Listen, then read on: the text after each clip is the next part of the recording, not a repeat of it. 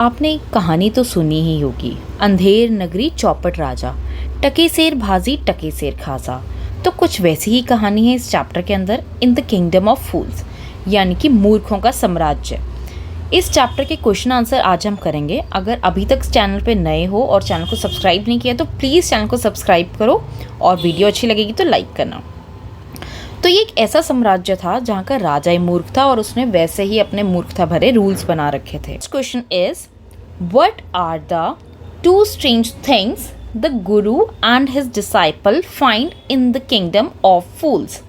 कौन सी दो अजीब चीज़ें गुरु और चेले को वहाँ पे देखने को मिलती हैं? The guru and the disciple found that in the kingdom of fools people use to work during nights and sleep during days. Everything was cheap and cost the same. अब यहाँ पे क्या है, क्योंकि मूर्खों का साम्राज्य था, लोग दिन में सोते थे और रात को काम करते थे। वो कहते ना, तुम कहो तो दिन को रात कर दूं, रात को दिन कर दूं। उसी तरीके से यहाँ पे लोग रात को काम करते थे और दिन में सो जाते थे, और चीज़ें बहुत ही ज़्यादा सस्ती थी और लगभग उन सबका रेट एक जैसा सही था। Second question is, why does the disciple decide to stay in the kingdom of fools? Is it a good idea? अब आपको बताना है कि जो वहाँ पे चेला जो है वो सोचता है कि मैं यहाँ पे बहुत सस्ती चीज़ें हैं तो मैं यहीं रुक जाता हूँ, तो क्या ये उसका विचार सही था? Its answer is, the disciple decides to stay in the kingdom of fools because everything was very cheap in that kingdom. He wanted to have good cheap food. The guru even warned the disciple that it was the kingdom of fools and it would not last very long. He said that one can't tell what people of this kingdom would do next. अब यहाँ पे क्या है, क्योंकि चेले को जो है उसको खाने पीने का बहुत ज़्यादा शौक था, उसको लगता है यहाँ पे बहुत ही ज़्यादा सस्ता मिल रहा है तो मुझे यहीं रुक जाना चाहिए। बट उसका जो गुरु था वो कहते हैं कि यहाँ रुकना सही नहीं है, क्योंकि ये मूर्खों की नगरी है, यहाँ पे कभी भी अगले पल क्या हो जाए आप कुछ नहीं जानते। तो इसीलिए उन्होंने उसको वार्न किया था कि तुम्हें यहाँ पे नहीं रहना चाहिए। Third question is, name all the people who are tried in the king's court and give the reason for their trial.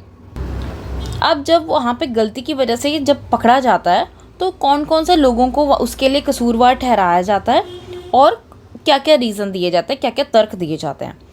It's answer is, the owner of the house, that is the merchant, the bricklayer, the dancing girl, and the goldsmith were tried in the king's court. They all were tried because the thief died when the wall of merchant's house had collapsed. The merchant was tried for building a weak wall. The bricklayer was tried for doing his work carelessly. The dancing girl was tried for disturbing the concentration of bricklayer. The goldsmith was blamed for making the dancing girl walk up and down to his house a dozen times. अब कुछ इस तरीके से उन्होंने जो है लोगों की, जब वो जो भी चोर था वो जब उस दीवार के नीचे आके दब के मर जाता है तो उसकी वजह से इन लोगों को कसूरवार ठहराया गया था। और इनकी गलती क्या थी, एक मतलब मर्चेंट को ये बोला गया कि तुमने अपनी दीवार वीक बनाई, ठीक है। फिर जो जिसने बनाई थी उस मिस्त्री को ये कहा गया तुमने अपना काम ढंग से नहीं किया। उसने कहा था मेरा ध्यान जो है इसने भटका दिया था, तो इसलिए उन्होंने डांसिंग गर्ल को भी बुला दिया। डांसिंग गर्ल ने कहा कि मुझे गोल्ड स्मिथ ने कहा था, तो उन सबको उन्होंने बुला लिया कोर्ट में। Fourth question is, who is the real culprit according to the king? Why does he escape punishment? Its answer is, the real culprit according to the king was the merchant himself.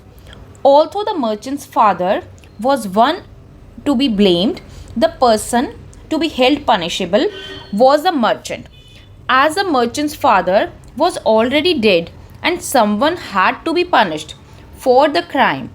अब यहाँ पे क्या है, उन्होंने राजा ने जो है वो गलती ठहराई मर्चेंट की। अब मर्चेंट ने कहा, मर्चेंट का घर जो है उसके फादर ने बनाया, तो मर्चेंट ने जो है कि उसके फादर तो है नहीं है, अब किसी ने किसी का तो कसूर निकालना था ना, तो उन्होंने वो मर्चेंट का निकाला और उसको पनिशमेंट भी देनी थी। उन्होंने सोचा कि ये मर्चेंट को ही पनिश किया जाना चाहिए इस गलती के लिए। Fifth question is, what are the guru's words of wisdom? When does the disciple remember them? Its answer is, the guru's words of wisdom were, This is a city of fools. You don't know what they will do next. The disciple remembers them when he ordered to be executed without committing any crime. He was to be executed on the stake, the reason being that he was fat enough to be executed on the stake. अब यहाँ पे उस चेले को अपने गुरु के शब्द याद आ रहे होते हैं जब उन्होंने उनको समझाया था कि ये मूर्खों की नगरी है, यहाँ पे अगले पल क्या हो जाए तुम नहीं जानते। तो बट जो डिसाइपल है उसको किस बात की सज़ा मिल रही थी? उसने तो कोई गलती नहीं की थी। उसको इस बात की सज़ा मिल रही थी कि वो मोटा था और जिस पे फंदे पे उसको फांसी दी जानी थी, सज़ा दी जानी थी, वो थोड़ा बड़ा बन गया था। तो इसलिए उन्होंने बोला कि ऐसा बंदा ढूंढा जाए जो थोड़ा मोटा हो, मतलब जिसको ये आ जाए, साइज़ में आ जाए। ठीक है। Next question is how does the guru manage to save his disciple's life? अब जो गुरु है, गुरु सदा गुरु ही रहेगा बच्चे। तो गुरु जो है उसने अपने चेले को किस प्रकार बचाया? Its answer is the guru arrived on time to save his disciple and created a drama. He told the king that it was not an ordinary stake, and whoever went to the stake first would become the king in the next life. The second to die would become his minister. The foolish king wanted to avail this opportunity. They decided to go on the stake themselves, thinking that he would be reborn as the king and the minister of the kingdom. The guru and his disciple were released. Thus the guru managed to save his disciple's life. जो गुरु है वो बिल्कुल सही समय पे पहुंचते हैं अपने चेले को बचाने के लिए और फिर वो वहाँ पे एक ड्रामा क्रिएट करते हैं। वो वहाँ पे जाके कहते हैं कि जो भी यहाँ पे पहले फांसी पे चढ़ेगा वो अगले जन्म में जाके जो है दोबारा राजा की तरह उसका जन्म होगा, और जो दूसरा बंदा फांसी पे चढ़ता है वो मिनिस्टर बनेगा। अब यहाँ पे राजा जो है वो अपने हाथ से ये अपॉर्चुनिटी जाने नहीं देना चाहते थे। वो चाहते थे कि मैं ही दोबारा जो है वो राजा बनूं इस जगह का, ठीक है ना। वो चाहते थे कि मैं ही इस जगह का दोबारा राजा बनूं, ठीक है। और इस तरीके से क्योंकि उसने देखो स्विच कर दिया ना, बंदा ही स्विच करवा दिया। जो राजा फांसी देने के लिए जिसने सज़ा सुनाई थी उसी बंदे को फांसी दिलवा दी। तो इस तरीके से गुरु जो है वो अपने चेले की जान बचाता है। मूर्खों के साम्राज्य की ये कहानी कुछ इसी प्रकार थी। I hope that you find the question answers of this chapter easy to understand.